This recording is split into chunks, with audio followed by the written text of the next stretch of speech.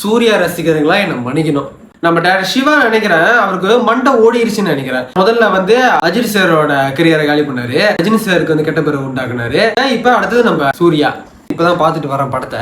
ஹீரோவும் வில்லனும் மாறி மாறி கத்திக்கிட்டே தான் இருக்கிறாங்க. நடிக்கிறாங்க சொல்றதோட கத்துறாங்கன்னு சொன்னா கரெக்டா இருக்கும். அவங்க கத்துன்னு பார்த்தா சொல்லிட்டு படத்துல இருக்க எல்லா கேரக்டரும் கத்திக்கிட்டே தான் இருக்கு. இந்த படத்துல லாஜிக் சீனை பத்தி நம்ம பேசவே வேணாம். சரி, எல்லா படத்திலும் லாஜிக் மிஸ்டேக்னு ஒண்ணு இருக்கதான் செய்யும். படத்துல கதை வந்து எந்த இடத்துல ஒட்டவே இல்லை. பையனோட சென்டிமெண்ட்டை காமிச்சிருக்காங்க, ஒரு ஃபீலே ஆகவே இல்லை. கடைசி கட்டம் வந்து அந்த பையன் அப்படியே தொங்கிக்கிட்டு இருப்பான், அந்த மீன் எல்லாம் கடிக்க பார்த்துக்கிட்டு இருக்கோம். நம்ம சூர்யா சார் வந்து காப்பாத்துறதுக்கு அந்த கயிறை இழுத்துக்கிட்டு இருப்பாரு. அந்த கட்டம் பார்க்கும்போது சரி செத்தா சாப்பிட்டு விட்டுருங்க, அப்படியே சாப்பிட்டுன்ற மாதிரி தான் எனக்கு இருந்துச்சு இந்த படம். இந்த காலகட்டத்தில் இருக்கிற அந்த சூர்யாவுக்கும் அந்த பையனுக்கும் இல்ல வந்து அந்த அத்தனை வருஷம் முன்னாடி இருக்கிற அந்த சூர்யாவுக்கும் அந்த பையனுக்கும் என்ன தொடருது அதெல்லாம் எங்கேயுமே சொல்லவே இல்லை. பூர்ண ஜலம் ஞாபகம் வந்துருச்சா? அந்த பையனுக்கு வந்து தெரியும் அந்த பையன் எங்க இருந்து வந்தா, அந்த பையனுக்கு என்ன சக்தி இருக்கு, அவனுக்கு ஒரு மாதிரி வித்தியாசமான என்னமோ பவர் இருக்கு.